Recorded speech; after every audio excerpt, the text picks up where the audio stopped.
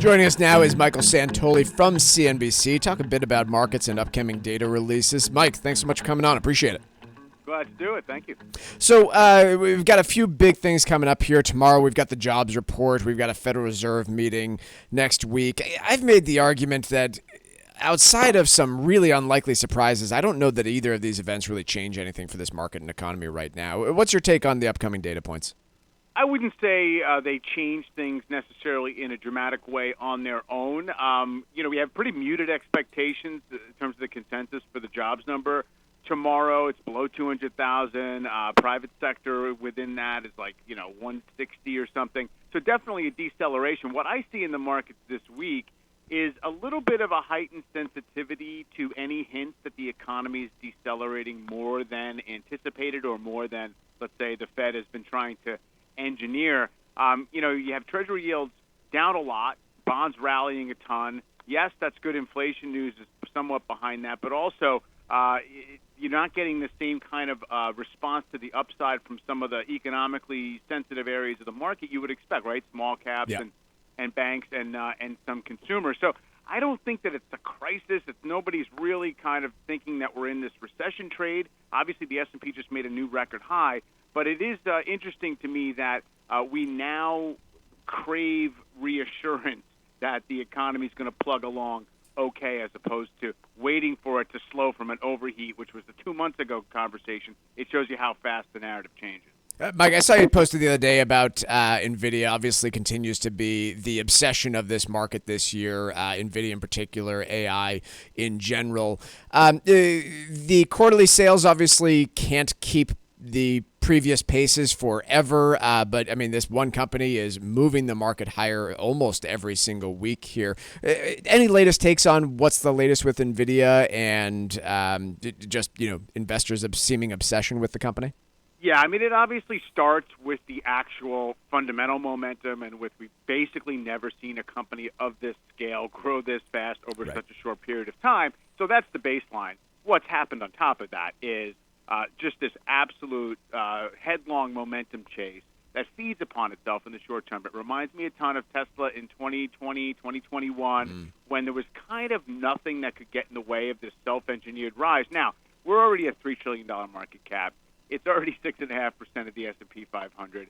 It's very widely owned, even if not many professionals own a full weighting of the stock. So I am a little bit on alert for the idea that just in the short term, the fever breaks. We have the stock split taking effect on Monday.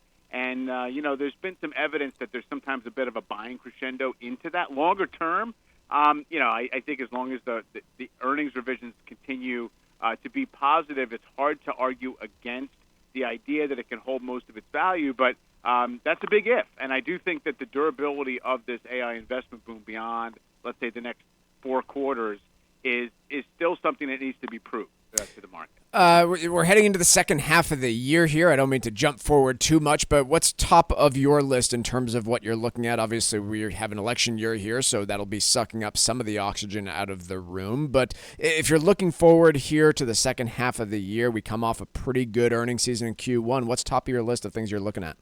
Yeah, I think it's first the general dynamics that go into the rest of the year once you've had such a strong start, and particularly in an election year. So if you believe the almanac on those things, it suggests sort of an upside bias June and July, and then maybe we hesitate or chop down ahead of the actual election once the market has an idea of the result, whatever it is. Usually you get a fourth quarter rally. So that's what the playbook says. I think the big question is whether earnings growth can broaden out. It's even as we've seen earnings at the top line level, the index perform very well and be revised higher, it's still pretty concentrated, and that's why the index itself is concentrated. Will it take a Fed rate cut to get that done? I still think the Fed really, really wants to look for the opportunity, that window where it can get in at least 1, maybe 2 cuts this year. Their whole framework says that their policy is restrictive, whether the market seems to think so in the economy or not.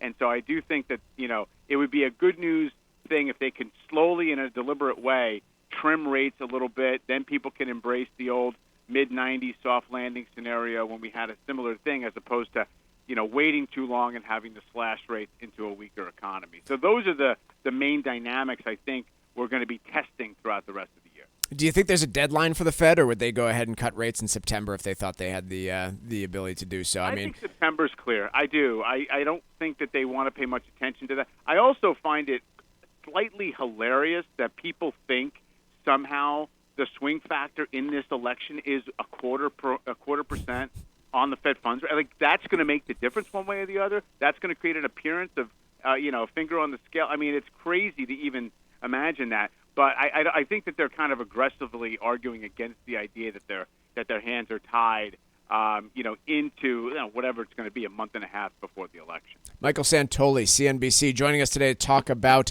everything going on in markets this year. Michael, really appreciate it as always. Thank you, and look forward to checking up again soon. Anytime. Thank you.